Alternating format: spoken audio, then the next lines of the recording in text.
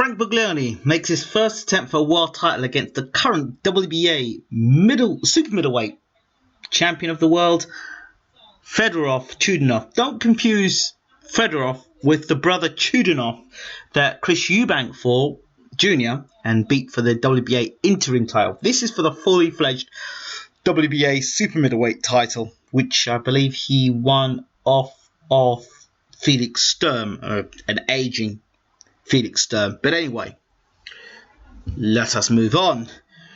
Frank Buglioni, what can I say? I like Frank Buglioni. You know, a lot of people, I did call it like I saw it against Frank when he was early in his career. I said as soon as he fought somebody who could take his punch and hit him back on the chin, he used to drop his defenses, after 3 or 4 rounds, if he couldn't get you out of there, pulling back straight from punches, sticking around too long for opponents to hit him. He was too easily hit. And of course, we all know he got stopped. And since he's come back, and he's now moved to Dublin, beautiful island, which is where I live at the moment. And he's training with former world champion Steve Collins and his brother Pascal, which is good. You want to see development, you want to see change, you want to see improvements. The Lee Markham fight was a fight that I thought, Buglioni should get rid of this guy.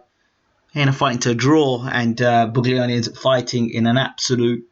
It was a war, but it's not the war you want to see Frank Buglioni in if you've got higher expectations of Frank Buglioni. No disrespect to Lee Markham, but this wasn't, it wasn't on a world level, stage level. But there are some good things about Frank Buglioni and his knockout defeat, which could serve him well against this Chudinov fight. The fact that he has been knocked out, so he doesn't believe he's invincible. He knows he can be knocked out. The fact that he fought Markham in 12 hard rounds, back and forth, and he fought Andrew Robertson in a tough fight as well. So he's getting hit back on the chin, and he's having to fight. He's having to earn his wins as opposed to hitting guys and then falling over. So in that sense, I think that Frank Buglioni has got a bit more grit to him that he probably had before he got knocked out, and since he's moved to the Collins, and obviously he had sparring with the Collins, he's had Spike O'Sullivan's over in that gym as well. So yeah, he's getting some good sparring, and I guess maybe they're toughening him up over at the gym in Ireland. So Frank can just focus on his job. Yes, given he didn't look great against Lee Markham, and Lee Markham's no world beater.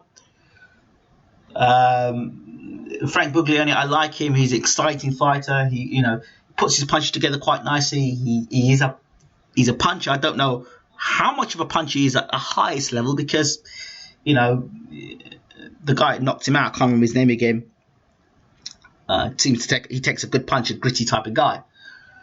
But against Fedor Chudinov, who's 13-0, he might moves in straight lines, very basic, has a big right hand, pretty robotic and stiff in his movements, short, bit of a powerhouse. His best attributes are when he gets Chudinov is best when he gets close to you, gets you against the ropes, or he's very good at catching when you pull straight back from punches with this right hand he throws over the top. So Chudinov does carry power, 13-0. Didn't knock Sturm out, having said that. Sturm's got a good chin, so that right hand, if it connects on Frank Buglioni, while he's pulling back late on in the fight, could stop Buglioni. And a lot of people are saying, Buglioni's been thrown to the lions and all the rest of it. Frank Warren's given up on Buglioni, but I'm not so sure. I think this is a good fight, actually, for Frank Buglioni and a good chance for him to win the world title. This is how I think he can beat Chudinov. Now, Chudinov, if you look at his style, the way he holds his gloves by his ears or around by his temple, that's good. But he is so open to the uppercut. He's so open to the uppercut, and because he comes in straight lines, Chudinov, if Buglioni can lure Chudinov to the ropes and dip and throw the uppercut and pull to the sides, and Frank Buglioni does carry a good uppercut, he does good body work, he throws punches together. What Buglioni cannot afford to do is to stay in the ropes against Chudinov, he's got height, he's got reach, he's young. There's no reason why Buglioni can't do 12 rounds off the jab, given movement. When Chudinov comes, tie him up, hit him with the uppercut, and move. There's no reason why Buglioni cannot do that. He's a young man. He's fairly skilled. He's got a decent jab. He's got good power. If he can hit Chudinov with that uppercut early as Chudinov is coming in, there's no reason why he cannot win this fight. A lot of people are saying, again, the fight is a mismatch and he's going to get knocked out. He's going to get chinned in a couple. I'm not so sure. I think this, again, Frank's got height and reach, and he's been in a few wars of his own. He's had difficult moments. This guy, Chudinov, isn't anything special.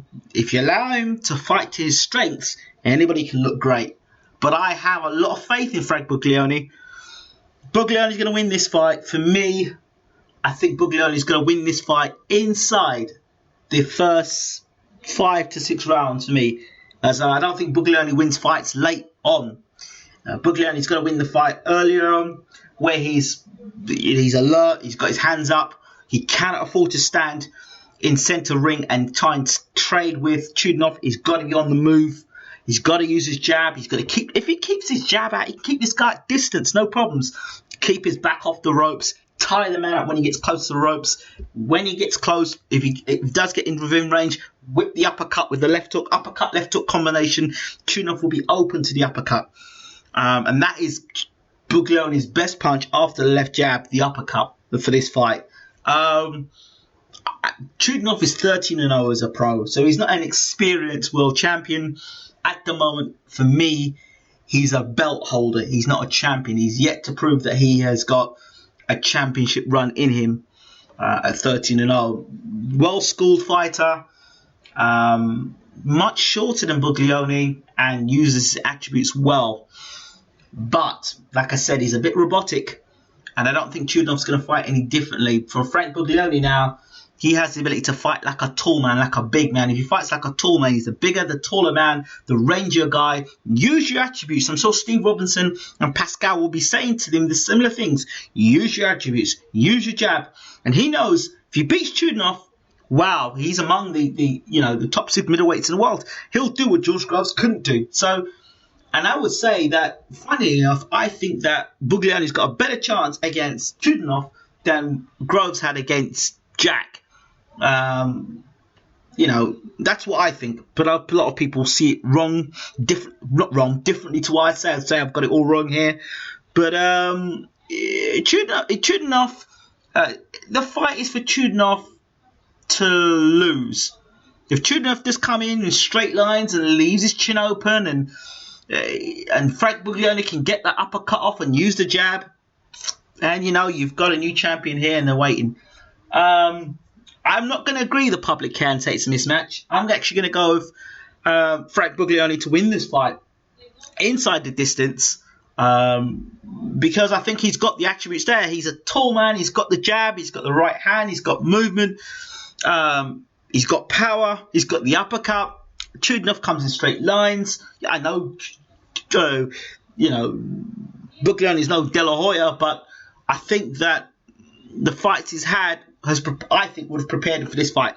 I'm not saying Lee Markham, I'm saying Andrew Robinson, or I'm not saying after the experience of going 12 rounds, the experience of being in a war, the experience of being tagged in a fight and coming back in a fight, all those experiences bode you well going into a world title fight. Bearing in mind, there are people that are going to be fighting for world titles from the UK, 25 fights, 25 knockouts. They've never been hit back on the chin. They've never had to go into a fight. They've never had to go into the trenches. They're fighting for world title. Buglioni's been in the trenches. He's already been knocked out. He's come back. He's been in a toe-to-toe war with Lee Markham. He fought Andrew Robinson. I know these guys are not world beaters. But what I'm saying is he's been in the trenches. He knows how to dig in. He's got more of a known quantity about him. Like I said, if he can time the uppercut sweetly with Chudinov, he could get Chudinov out there. I just hope they've worked on the uppercut. Stay off the ropes, Frank. Use the jab and the right hands. Keep turning this guy all night for 12 rounds. And as long as you can keep distance, and when he gets close to the uppercut and time up, the fight is yours to win. the fight is yours to win. Who knows? Buglioni may pull off a unanimous points, a split points decision win here. But I see Frank in this has got more of a chance in this fight if he's got his A game on, if he's got his mind on the job. And the fight, I believe, is in the UK. I think it's in the UK. I'm not sure. But if it's in the UK, I've got that's going to benefit Frank more. If it's abroad, I'm not so sure. But I think if it's in the UK, he's got the fans behind him. Frank Buglioni's got a nice cult following there, and a good-looking chap. This is it for Frank Buglioni for me. But I wish Frank all the best. I think he stands a good chance of becoming world champion. But we will know more about Chudinov and what he possesses after this fight. Let me know what you guys think. I'm out.